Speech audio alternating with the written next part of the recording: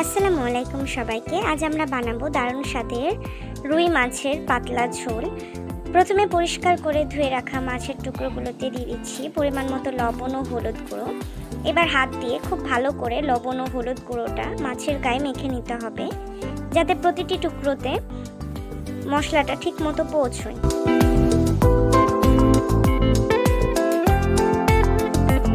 এবার চুলায় একটি প্যান বসিয়ে তাতে পরিমাণ মতো সরিষার তেল গরম করে নিচ্ছি।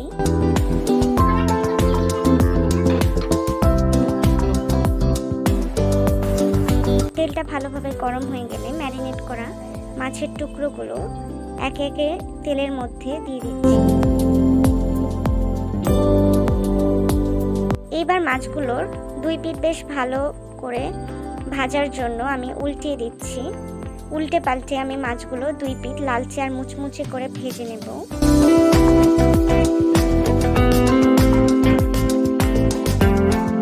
মাছটা ভাজা হয়ে গেলে মাছগুলো একটি আলাদা পাত্রে তুলে রাখছি।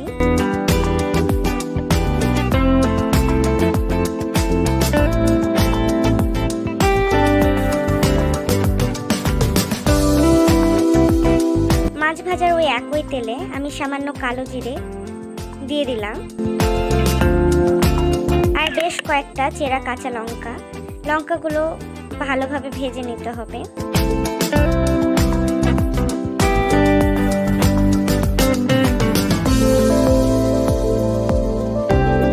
এবার এর মধ্যে দিয়ে দিচ্ছি পেঁয়াজ বাটা।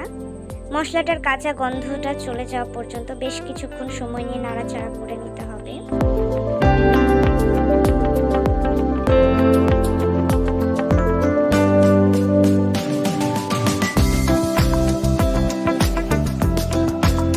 এরপর দিয়ে দিলাম আদা রসুন বাটা।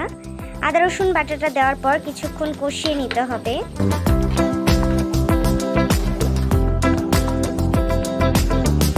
মশলাটা একটু কষানো হলে এবার একে একে দিয়ে দিচ্ছি স্বাদ মতো লবণ, হলুদ গুঁড়ো, ধনে গুঁড়ো, জিরে গুঁড়ো ও ক্রাশ করে রাখা দারুচিনি, এলাচ, লবঙ্গ। মশলা যাতে তলায় লেগে না যায় বা পুড়ে না যায় তার জন্য সামান্য একটু পানি দিয়ে মশলাটাকে খুব ভালোভাবে কষিয়ে নিতে হবে।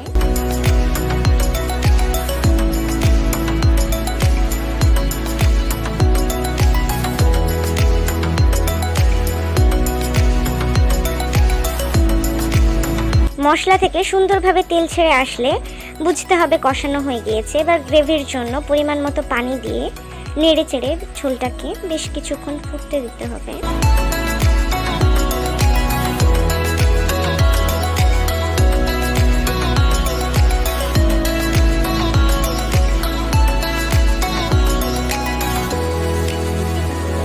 ঝোলটা টকবক করে ফুটে উঠলে আগে থেকে ভেজে রাখা মাছের টুকরোগুলো এক এক করে ঝোলের মধ্যে দিয়ে দিচ্ছি।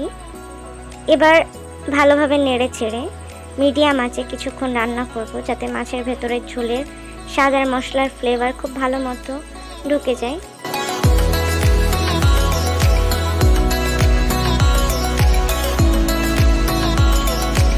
ব্যাস তৈরি হয়ে গেল আমাদের রুই মাছের পাতলা ঝোল। গরম গরম ভাতের সাথে পরিবেশন করার জন্য একদম পারফেক্ট। ভিডিওটি ভালো লাগলে লাইক ও সাবস্ক্রাইব করতে ভুলবেন না।